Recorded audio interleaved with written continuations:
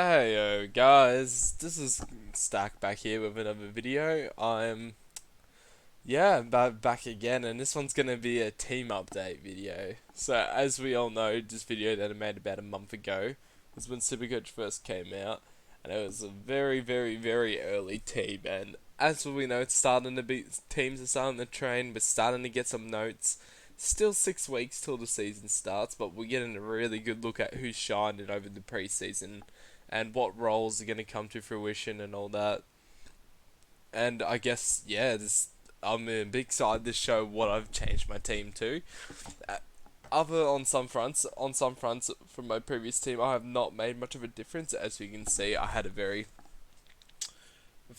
big shift along the defensive line, and I'll explain that when I show you the new team. But yeah, this team was pretty much a very, like I explained in the instruction video, was almost guns and rookies, except for the exception maybe like McLean and King. But that's only one or two. The rest of it was pretty much rookies. But as the preseason's gone on, we've had some new interesting picks pop up, and yeah, let's have a go into that team.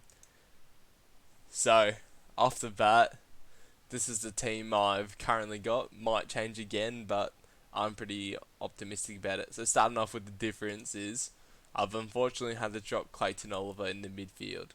Now, do I want him? Yes. Will he be top one? Or will he be the best or second or third? Yes, he will be in the top three guaranteed. But for that price tag, he's practically 700k. You're buying him for a captain option.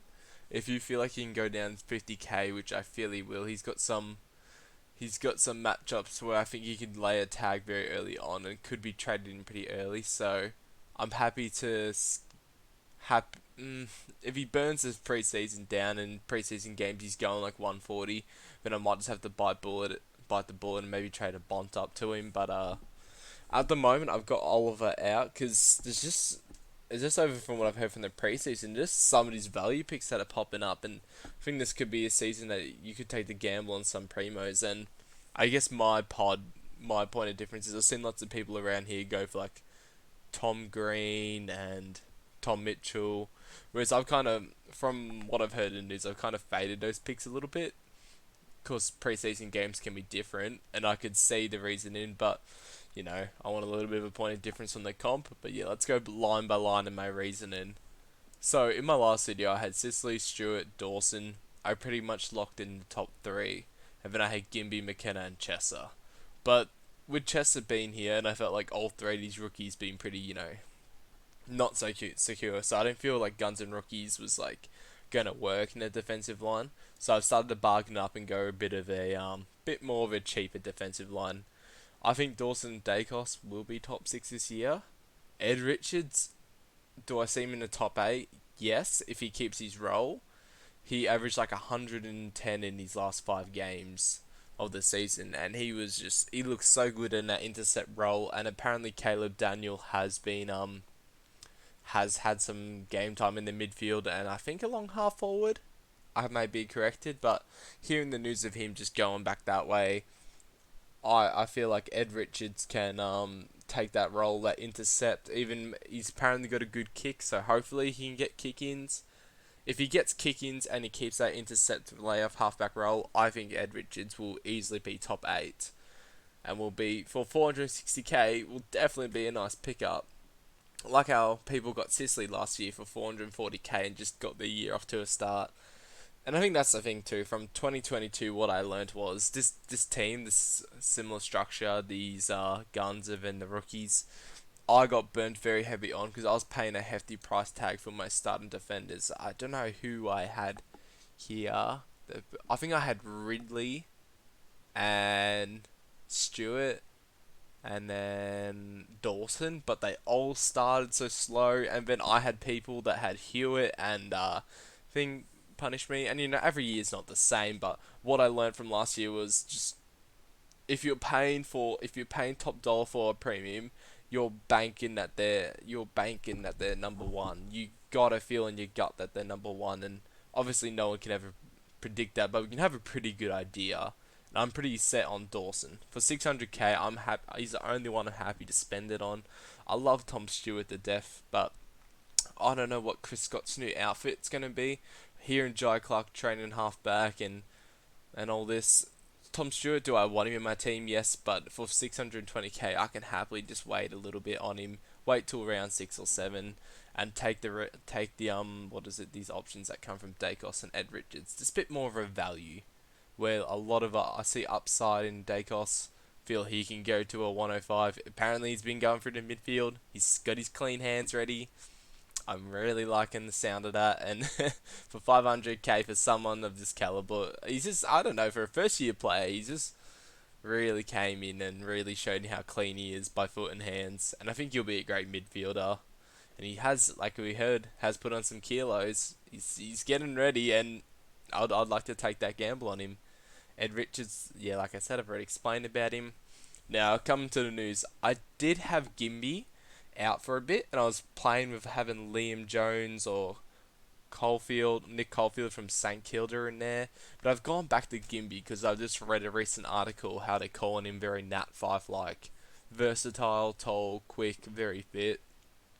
And I think West Coast need to play some of these young kids in there, start getting the next one ready. I don't think even Shuey or Yo or any of them can stay fit enough to play all 22 this year. Nick Nat, I don't know. This list is it's getting very age plus injury prone. So I think Gimby will get onto the field very early if they're already giving him that kind of hype.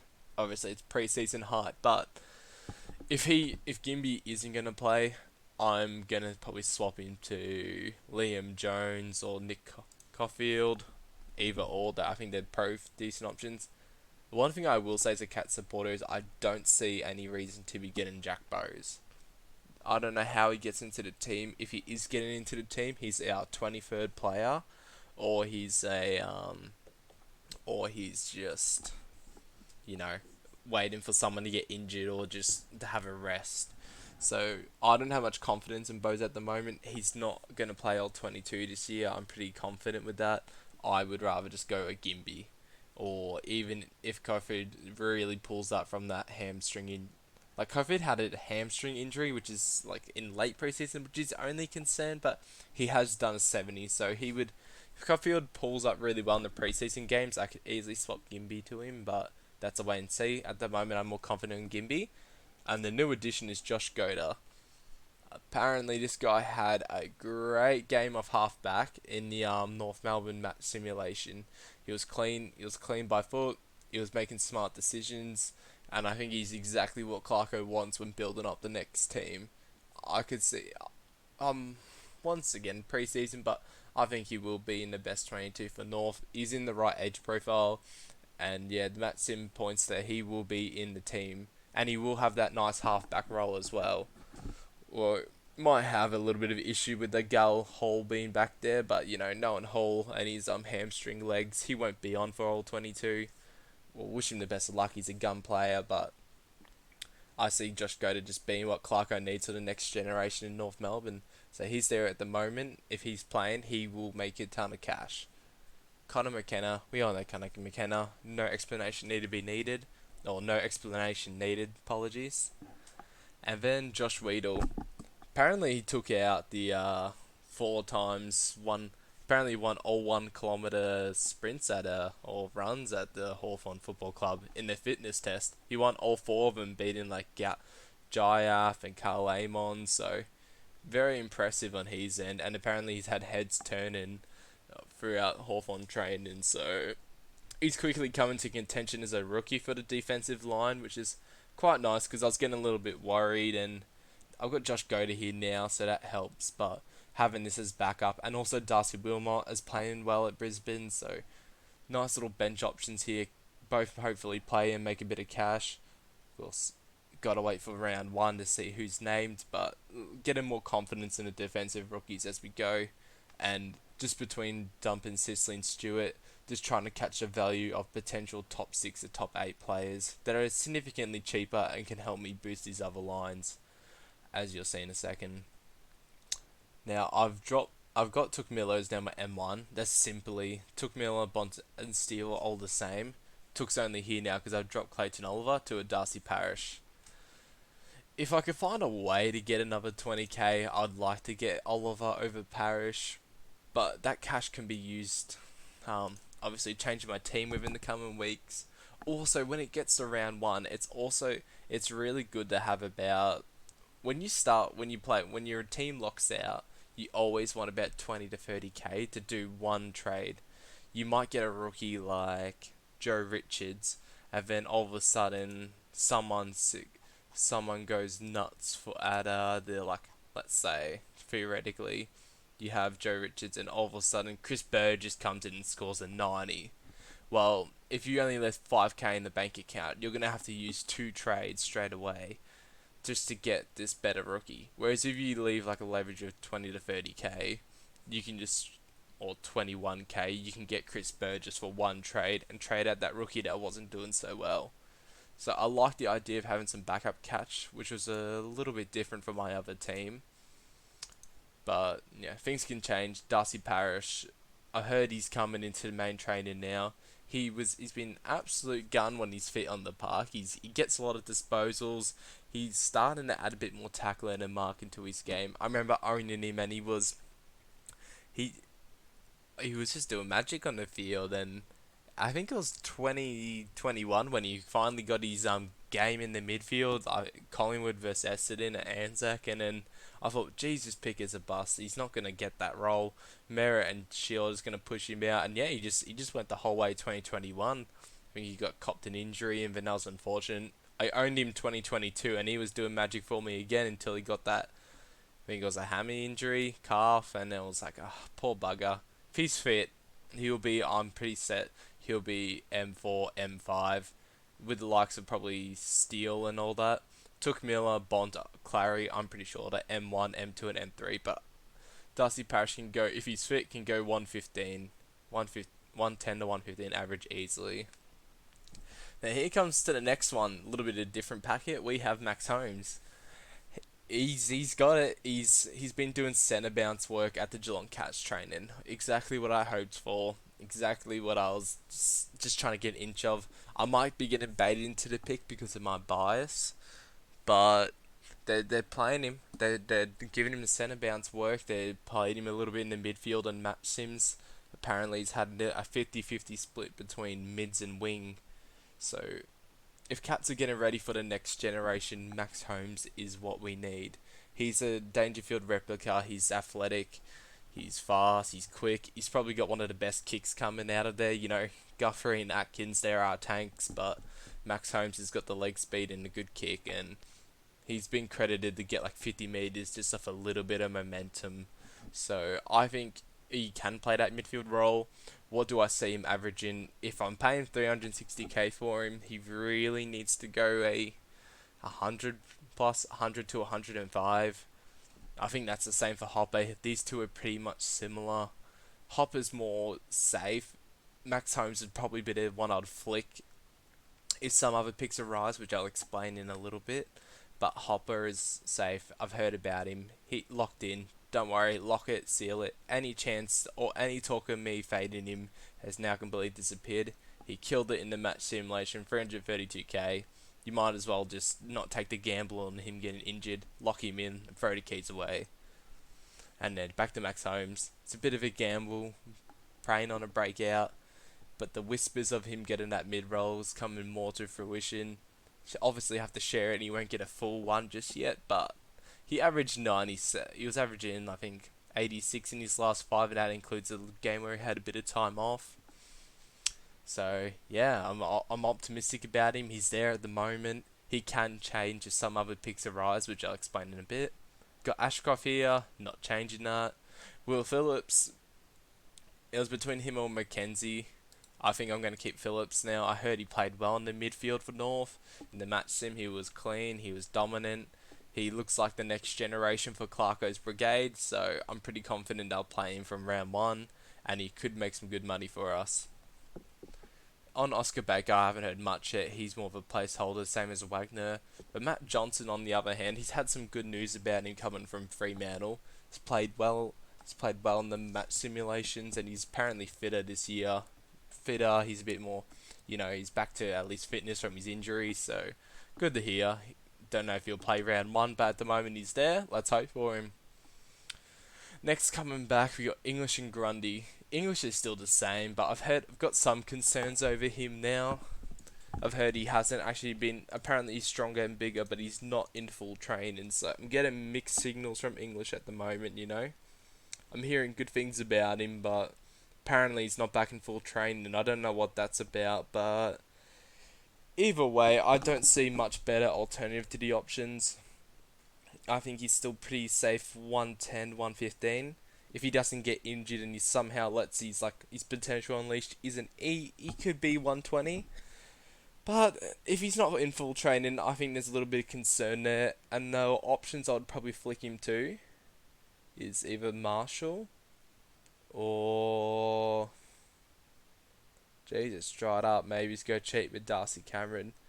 But then this comes back to the next part. I've kind of in my mindset ditched Marshall and a DC and replaced him with Grundy because I've got concerns over Marshall now, as I don't know if you've all know, but Jack Hayes has gone down with an injury and is expected to be sidelined for 10 weeks.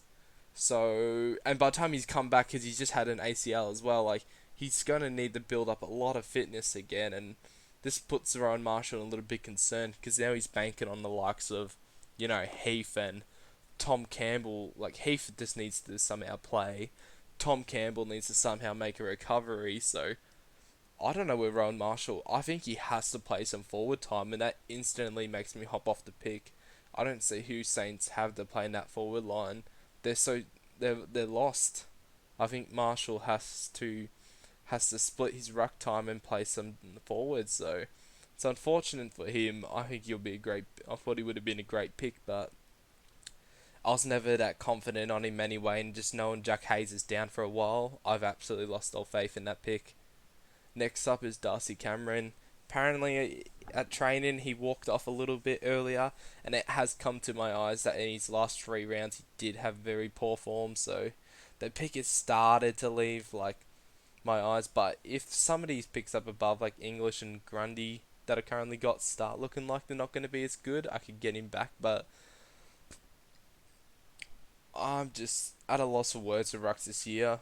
For R1, you're hoping for at least 110 average.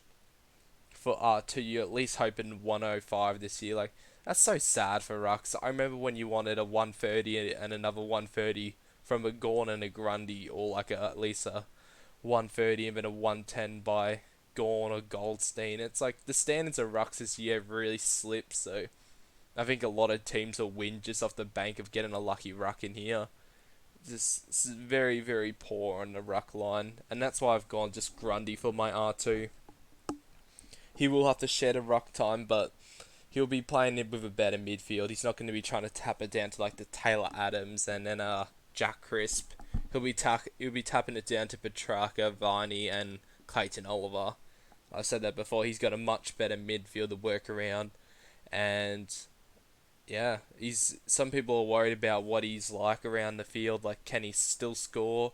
I'm hoping Melbourne are training him up, and he, like I said, he can play almost that little flexible midfield type, almost like a Blickars nowadays. So, hoping for him. Even then, he won't be the 130 man anymore. He won't probably be a 120. I think even 110 would be very on the unreasonable side or unlikely. I think he's a safe 105 though. And for Rucks this year, I think I'm happy locking Grundy for a 105 average. Now, if you go to the forward line, as you can see, my initial, and yeah, I've dropped Nank because of the man just a clanger and a free fest. If he just cleaned up his clangers a little bit and how many free kicks he'd give away, I could probably bring him back in. He's not out of contention, but at the moment I just realised how un-Supercoach friendly he is with his play style. So yeah, hoping to bring him back, but at the moment, nah. Now coming back to it, we have Josh Dunkley, Rosie and Taranto, who's nothing changed. But then Sheasel. I've dropped Sheasel just purely because there's been the better option of Oscar Allen, who has been playing a little bit of ruck time. And for 210k for someone who might be playing a bit of forward and ruck, that's pretty safe. And he's coming into the right age. That's pretty safe cash generation in my eyes. And not only that, that's pretty safe best 22 and playing 22 games all year if he's fit. So yeah, Oscar Allen has come in for Sheasel, just about 10 grand difference. So much better points, much better chance of playing, and yeah, I just like him all round, bit better more than Sheasel. And then over here we've got Josh Bruce, the new addition. I could go Sheasel to Bruce if Bruce isn't gonna play, but he has been playing that intercept role for Western Bulldogs. They don't need him forward anymore with Jamaral Ukerhagen or Sam Darcy. Sam Darcy? Yeah, it's Sam Darcy. And then Aaron Norton. So I think he's likely to play. Worst comes to worst, that's what I got the 58k for. I can always swap him around to a Harry Sheasel or a Matthias Filippo. Just going to have to wait and see, but at the moment, if he's got that intercepting role, he will score well, and he's just going to be a nice bench rookie, you know. It's a bit expensive to have money on the bench, but if I'm going to be running Ben King, McLean, Oscar Allen, I like the security of having someone that's pretty safe in my team. So yeah, this is my little bit of an updated team. It's definitely swapped from this more safe and standard with very little mid prices and some rookies in there to a bit more of a risk one and a potential to catch value. Trying to slim down on a bit of the overpriced primos and try and catch some valuable ones and take off less, like, you know, the lesser rookies, and try and get any chance of, like, you know, a 123k or just these unproven out of the draft kids into a bit more of a proven stars, and yeah, a bit more mid prices that have a bit more of a friendlier role. Yeah, the season's going to come and change. Other players I have been looking at, hopefully one, is Sam Flanders. He's had a lot of preseason hype about him. Getting a little bit excited myself, and if Max Holmes doesn't turn out, I might grab him. But as a Geelong fan, and as much as I know Max Holmes has actually shown he can average 97 along 3 rounds, I like Max Holmes a little bit more at the moment. And I don't know how he gets into that Gold Coast midfield with Took Miller, Matt Rao, Anderson. I hope for him, and David Swallow. David Swallow can be pushed out a little bit, but they got their main three. He wouldn't be even a main. He'd be their fourth or fifth fiddle in the midfield. So wait and see on him, but he's one I am watching at the moment. Another one is Taran Thomas. I've played with Taran Thomas here, and that 50k difference does give me more potential to swap Parrish up to Clayton. So these two are directly fighting against each other. And Taran Thomas did have that half back role. Someone mentioned it to me in a video, and he did have it, and he played decently on it. And I do like the look of him. But as we've heard, he's had a bit of a run in with the court, and he's a good player, but it just doesn't seem to have the right mindset at the moment. I hope Clarko can, like, you know, help him and just get him to focus on football. But I think he's got a lack of focus at the moment, and I don't know what North Melbourne are going to do. I don't know if they're going to do like what they did to Mac Andrew, give it like a little sanction, or yeah, I guess we're waiting on that news. Maybe I might get it a couple days after posting this, but at the moment I'm starstruck between Taran Thomas and Max Holmes. In terms of like value, I think Thomas is better. If he gets that halfback role, he's a pretty safe 85 to 90 average. Max Holmes, I'm banking on in my mindset, I think he can be a 90 to 100 average. The DPP for Taran Thomas also helps. But yeah, just I don't know what's happening to him at the moment. I don't know if his mindset's in the right place to go to another level. So at the moment, I've put someone who's probably a little bit more driven, a bit more ready to take it to the next level this year. I want him in. He's still there, and I've got the money to make extra moves if I can get him in. But at the moment, I much prefer Max Holmes to Taran Thomas, and yeah, I don't think there's anyone else that I've really looked at. Maybe Warple. I've heard he's had a pretty good preseason, and Isaac Cummins apparently has had a bit more of a half-back role now. But other than that, I don't think I've had much interest in any other players, and yeah, I guess that's my team update. Yeah, it's definitely looking like a year where value can be a winner. Bit more risk can be taken this year. We saw it last year. Not paying for it. I overpriced for some premiums, and I just got burnt, and I was just not having enough cash to catch up with all the other people who paid 450k for like top one players or top three players. So I'm swapping it around a bit, learning from my mistakes from last season, but still got another 6 weeks to go.